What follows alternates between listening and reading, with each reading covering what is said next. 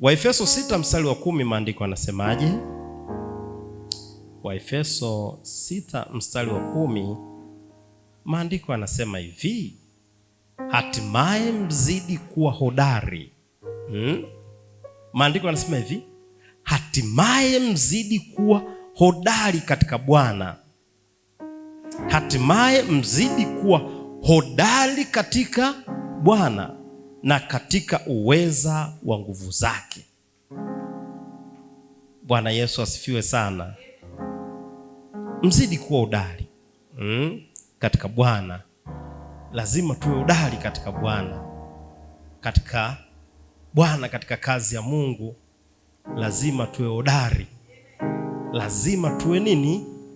Hodari. Kuna kipindi unaweza kujikuta umekuwa mlegevu lakini maandiko yanasema hatimaye mzidi kuwa hodari katika Bwana na katika uweza wa nguvu zake. Kwa hiyo nataka nikwambie kabisa, hizi dakika chache zilizopo, Mungu kakutazamia wewe uwe na uweza katika kazi yake Yehova Yawe. Uwe na nguvu. Uweza ni nguvu, ni capacity, uweza wa kufanya yaliyo ya Bwana. Kwa hiyo Alhamisi ya leo, kwa kuwa tumetembea na hili neno la Alhamisi hii, neno hili la kinabii kwako la kuvikwa uweza wa kuvuka kwa wepesi. Kwa hiyo nataka nikwambie kabisa, kulingana na Waefeso 6 mstari wa 10, ukawe hodari kwenye kila eneo, hodari kwenye kazi ya Mungu, hodari kwenye biashara unayofanya, hodari kwenye kila eneo. Natangaza kuwa hodari katika jina la Yesu Kristo. Hodari. Pokea nguvu ya kuwa hodari. Hodari ni uweza. Hodari ni nguvu. Hodari ni uweza kufanya jambo pasipokuwa na nini? Na mkwamo, kulifanya kwa uzuri. Aidha una shughuli yako fulani, unaona uhodari umepungua.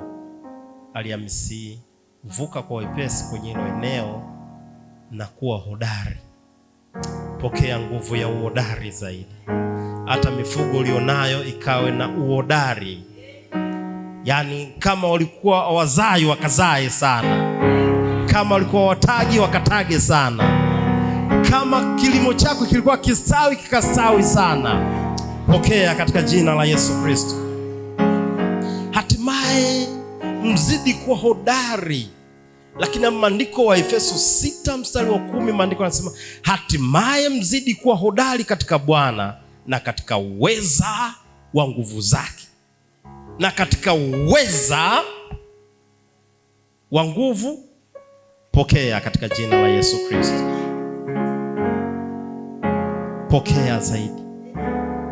Na hakuna uganga wala uchawi kukugusa, kwa maana uweza katika Bwana upo ndani yako. Hakuna kufuatiliwa na nguvu za giza. Hakuna kufuatiliwa na ubaya wowote. Bali wewe sasa natangaza wewe ni hodari. Pokea hodari katika Bwana. Sema mimi ni hodari katika Bwana. Unajua the way unavyotamka ndivyo utakavyokuwa.